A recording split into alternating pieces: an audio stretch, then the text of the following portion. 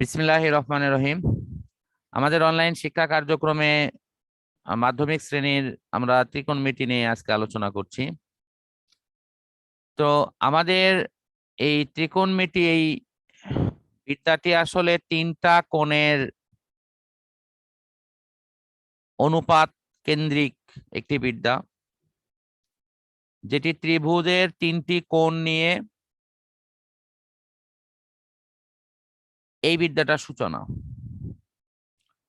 Greek শব্দ হলো তোমার ট্রাই মানে তিন, গোণ মানে ধার, আর মেট্রিয়ন অর্থ হলো পরিমাপ।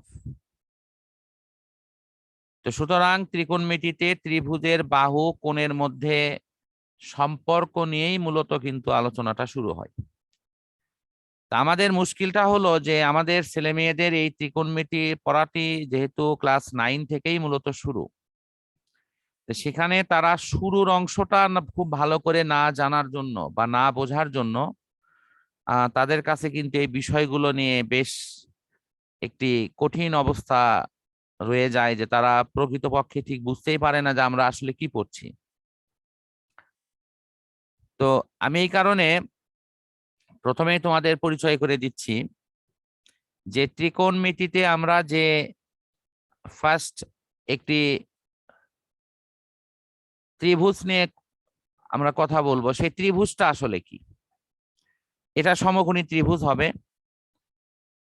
কোন ত্রিভুজের 6টি বস্তু আমাদের আলোচনায় নিয়ে আসতে হয়, তা হলো 3টি কোণ এবং 3টি বাহু। সমকোণী ত্রিভুজের 4টা অংশ ফিক্সড। কি কি? একটি হলো অতিভুজ, দেখো এটার নাম হলো অতিভুজ।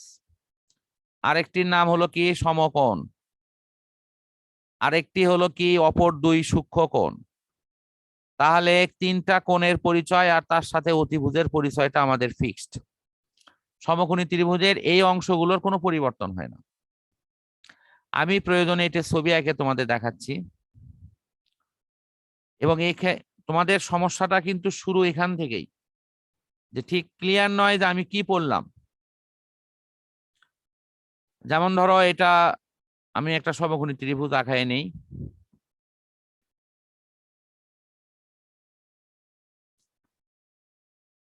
এই সমকোণী ত্রিভুজের এই সমকোণ অর্থাৎ এটা 90 ডিগ্রি, এটা আমাদের ফিক্সড। তারপরে অতিভুজ, এটাও কিন্তু সুনির্দিষ্ট, এটার কোনো পরিবর্তন হবে না।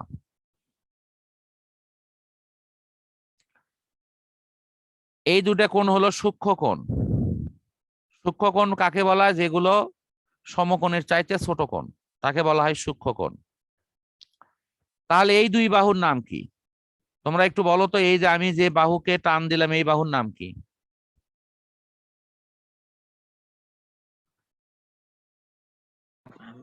এনিওয়ান? এই যে এ বি, এই বাহুটার নাম কি? লম্ব। এটা লম্ব। আর বিসি বাহুর নাম? ভূমি। বিসি বাহুর নাম হলো ভূমি। কিন্তু এই কথাটি আমি 100% সঠিক করে নেব না। কেন নেব না, কিভাবে নেব না, সেটা আমি তোমাদের বুঝাই দিচ্ছি। আমাদের আলোচিত কোণ যদি থিটা কোণ যদি এটা হয়, তো থিটা কোণের বিপরীত বাহু, এটার নাম হলো বিপরীত বাহু।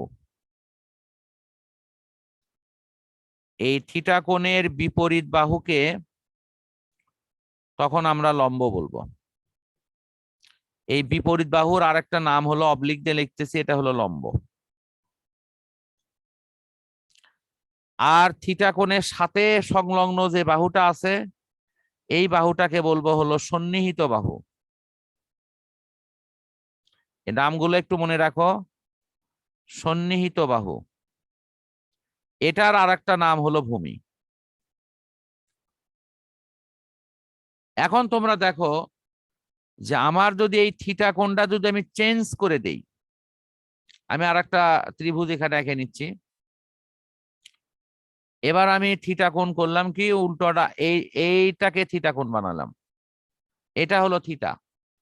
তাহলে আগের মতো এ বি এবং সি, এটা হলো আমার ত্রিভুজ, তাহলে তখন কিন্তু এই ভূমিটাই হবে লম্ব আর এই লম্বটাই হবে হলো ভূমি।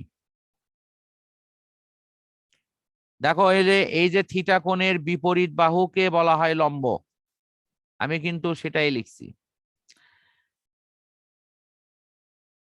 সবাই কি এটা বুঝতে পারছো? হ্যাঁ স্যার। যখনই আমি কোণ চেঞ্জ করব তখনই কিন্তু ভূমি আর লম্বটা কিন্তু চেঞ্জ হয়ে যাবে, এটাই হলো এখানকার মূল কথা। এখন হয়তো তোমরা বলবা স্যার এটি কি আমাদের, হ্যাঁ তোমাদের বইতেও এটি আছে, বাট আমি তো বললাম যে অনেক কিছু আমরা পড়ে দেখি না। দেখো লেখা আছে এই যে বিপরীত বাহু যা প্রদত্ত কোণের বিপরীত দিকে অবস্থিত, এবং এটার নামই হলো লম্ব। এই যে দেখো লেখা আছে সন্নিহিত বাহু যা প্রদত্ত কোণের সাথে সংশ্লিষ্ট বাহু।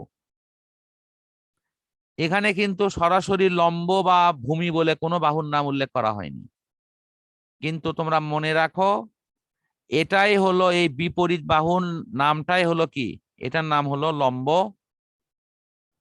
আর যেটাকে সন্নিহিত বাহু বলা হয়েছে সেটার নাম হলো ভূমি।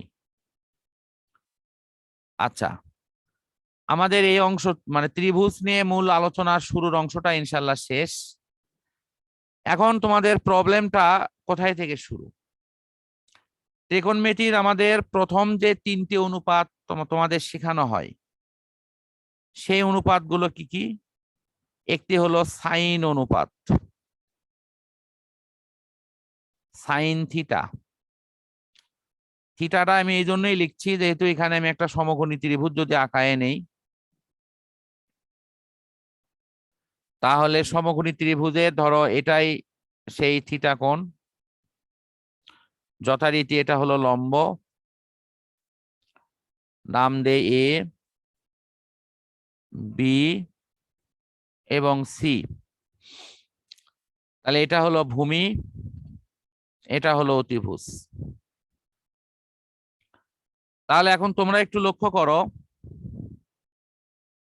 এই যে লম্ব, ভূমি, অতিভুজ এগুলো দেয়া আছে, তাহলে সাইন সমান কি লিখবো, কস সমান কি লিখবো, আর ট্যান সমান কি লিখবো? আমাদের মূল অনুপাত কিন্তু এই তিনটাই। এখন তোমরা সবাই মুখস্থ করে আসছো যে লম্ব ভাগ অতিভুজ সমান কি সাইন, লম্ব ভাগ কি অতিভুজ, অতিভুজের প্রথম অক্ষর হলো সরিয়, লম্বের প্রথম অক্ষর হলো ল। তো আমরা এটাকে ওই দৃষ্টিকোণ থেকে ভাববো, যেটার উচ্চারণের সময় উচ্চারণ করব হলো ল, অর্থাৎ কমপক্ষে 1-2 আলিফ টানে পড়ব।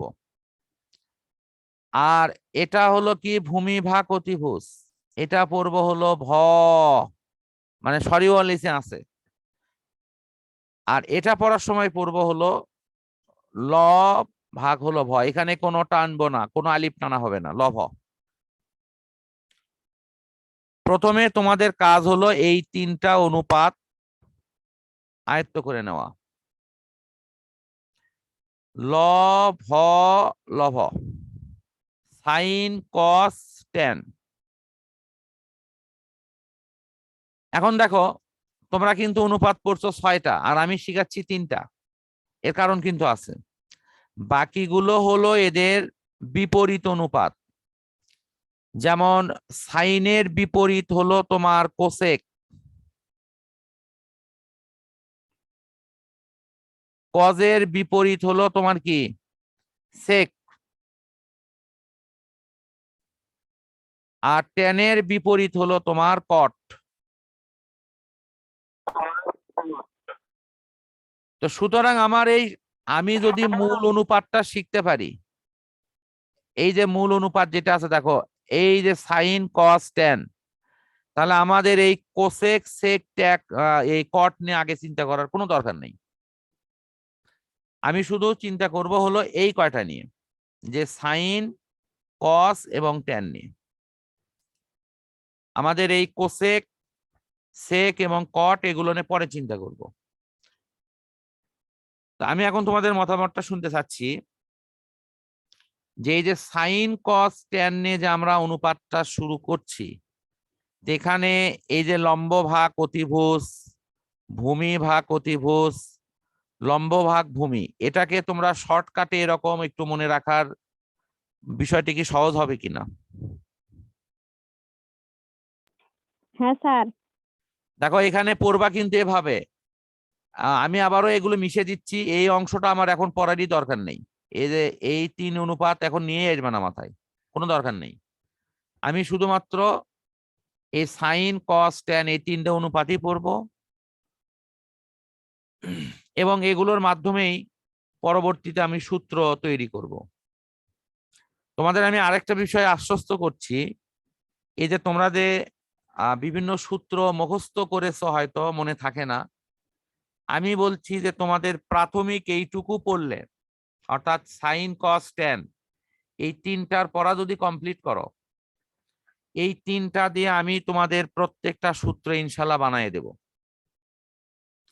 বানিয়ে দেওয়ার অর্থ হচ্ছে কোনো সূত্র মুখস্থ করা লাগবে না ইনশাআল্লাহ। তাহলে কি টেনশন কমলো না বাড়লো? কমলো। এবং এই সূত্র তুমি নিজেই বানিয়ে নিতে পারবা। এই যে তোমরা মুখস্থ করেছো, ইনশাআল্লাহ। হ্যাঁ, সাইন স্কয়ার থিটা প্লাস কি কজ স্কয়ার থিটা সমান 1 লিখছো, এই সূত্রটা মুখস্থ করনি? এই সূত্র তুমি নিজেই তৈরি করতে পারবা ইনশাআল্লাহ। সেগুলো উপায় তোমাদের শেখায় দেব এবং তুমি নিজে সূত্র তৈরি করে নিয়ে অঙ্ক করতে পারবা। এবং পরবর্তীতে অবস্থাটা এমন হবে যে সূত্র মুখস্থ করা না, ইনশাআল্লাহ ভুলে যাওয়া কঠিন হবে। তোমরা এগুলো বেসিক থেকে চেষ্টা হয়তো হয়নি, শেখা হয়নি বিধায় তোমরা সরাসরি ডাইরেক্ট সূত্র মুখস্থ করতে গেছো, ভেতরের জিনিসগুলো ভালো বুঝতে পারোনি এবং যে কারণের জন্য এই অংশগুলো অনেক কঠিন লাগছে। তো তোমরা দোয়া রাখো ইনশাল্লাহ। আমি পর্যায়ক্রমে আমার পড়ানোর পুরো এটাই থাকবে হলো বেসিক কেন্দ্রিক, অর্থাৎ তুমি পুরো আগে বেসিকটা শিখবা, সূত্র কিভাবে আসলো সেটি বুঝবা, দেন অঙ্ক তুমি নিজেই করতে পারবা। আমি কিছু জিনিস হয়তো শিখাই দেবো, বাকিটা তুমি নিজেই করবা। অর্থাৎ আমার কৌশলটাই থাকবে আমি রান্না করা শিখাবো, বাট আমি সব রান্না করে দেব না, তোমাদের রান্না তোমরাই করে খাওয়া। কি সেটা চাচ্ছ না আমি সব রান্না করে দিই, সেটা চাচ্ছ?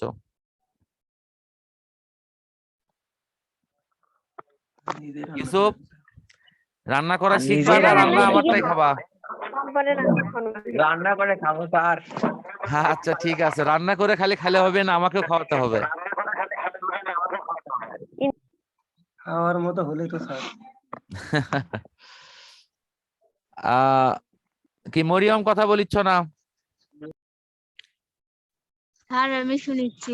হ্যাঁ তুমি একটু অসুস্থ, এই জন্য আমি তোমাকে আসলে কিছু জিজ্ঞেস করছি না, বুঝতে পারছো তো? হ্যাঁ স্যার। আজকে আমার শুধু কাজ থাকবে তোমাদের সমকোণী ত্রিভুজের এই পরিচয়টা আমাকে সামনে দিন দিবা, কোনটা লম্ব কোনটা ভূমি কোনটা অতিভুজ, ওকে? আর লম্ব আর ভূমির মধ্যে যে এক্সচেঞ্জ, এই যে ভূমি আর লম্ব যে উল্টো পাল্টা হয়, অর্থাৎ কখনো লম্বই ভূমি হয় ভূমি লম্ব হয়, এটি আমাকে বুঝায় বলবা। আর এই 3টা সূত্র একটু কষ্ট করে পড়বা। সাইন সমান ল, ভূমি সমান ভ, আর ট্যান সমান কি লভ। লতে লম্ব, অতে অতিভুজ, সুতরাং এইভাবেই মুখস্থ করবা, আমাদের লম্ব ভাগ অতিভুজ করে মুখস্থ করার দরকার নেই।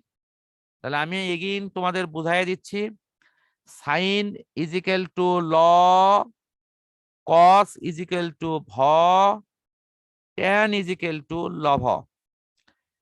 যে কোণ আমরা এখানে লিখবো থিটা কোণ, তার বিপরীত বাহুকে লম্ব বলা হবে, আর থিটা কোণের সংলগ্ন বাহুকে বলা হবে ভূমি, সমকোণের বিপরীত বাহুকে বলা হবে অতিভুজ। এই কথাগুলো মনে থাকবে তো? হ্যাঁ স্যার। আচ্ছা ঠিক আছে, থ্যাংক ইউ। তাহলে আমি আজকের পড়াটা এখানেই ক্লোজ করছি। নেক্সট দিনে ইনশাল্লাহ এরপর থেকে আমরা পড়া শুরু করব। তো পরম করুণাময় আল্লাহ তাআলার কাছে সবার সুস্থতা কামনা করে আজকে আমরা বিদায় নিচ্ছি। আল্লাহ হাফেজ।